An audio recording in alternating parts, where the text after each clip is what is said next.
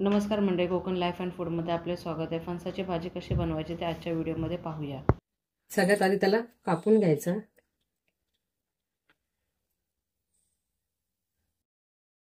आणि असा जो चीक येतो तो पेपरने व्यवस्थित असा चीक काढून घ्यायचा सगळा। त्याच्या गोल गोल अशा चकत्या करून घ्यायच्या, म्हणजे वरचं जे साल असतं ते आपल्याला काढायला सोपं जाणार। हा जो देठाकडचा भाग आहे तो असा कापून फेकून द्यायचा आणि असं गोल कापून झाल्यानंतर मध्ये सुद्धा त्याला एक चीर द्यायची। हे उकडून घ्यायचं आधी। तुम्हाला हवे तर 2 त्याचे काप करू शकता किंवा 4 पण करू शकता। मी आता इथे 2 करते, म्हणजे मधला जो भाग आहे तो शिजल्यावरती आपण पटकन सहजपणे काढू शकतो। आणि ही साल सुद्धा। आता हे आपण कुकरला 3 शिट्या करून घेऊयात, म्हणजे त्याची साल वगैरे व्यवस्थित पटकन निघेल। थोडंसं पाणी घालूयात, अर्धा चमचा एवढी हळद, आणि कुकरचं झाकण लावून याला आपण 3 शिट्या करून घेऊयात।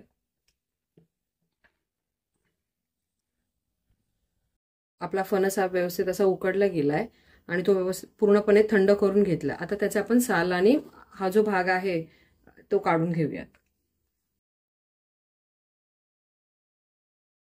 उकडल्यामुळे ते पटकन निघतोय बघा।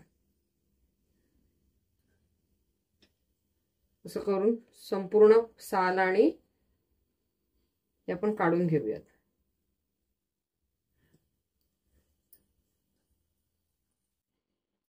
अशाच पद्धतीने सर्व साल आणि तो ज्याचा पावचा भाग असतो तो पूर्ण काढून, इथे आपल्या पूर्णपणे फणसाचा दाताचा भाग आणि मधला भाग काढून झाला। आता हे असं हाताने थोडं स्मॅश करायचं। आता आपलं स्मॅश सुद्धा करून झालंय सगळं। आता आपण याला फोडणी देऊया। पातेलं व्यवस्थित गरम झाल्यानंतर त्याच्या 2 चमचे एवढे तेल घालायचं।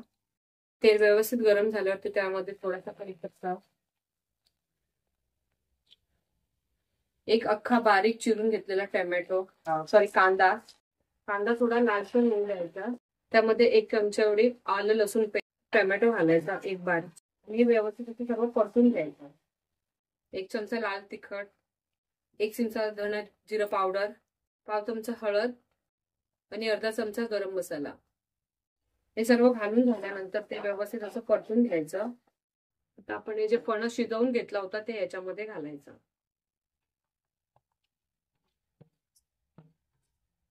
आणि परतून घ्यायचं। व्यवस्थित असं परतून झाल्यानंतर याच्यामध्ये चवीपुरते मीठ घालायचे आणि बारीक चिरलेली कोथिंबीर, आणि पुन्हा एकदा हे व्यवस्थित असं परतून घ्यायचं आणि 5 मिनिटं वाफ घ्यायची। आता ही आपली भाजी तयार झाली आहे। माझी जर रेसिपी तुम्हाला आवडली असेल तर लाईक करा, शेअर करा, आणि चॅनलवर नवीन असाल तर सबस्क्राईब करा।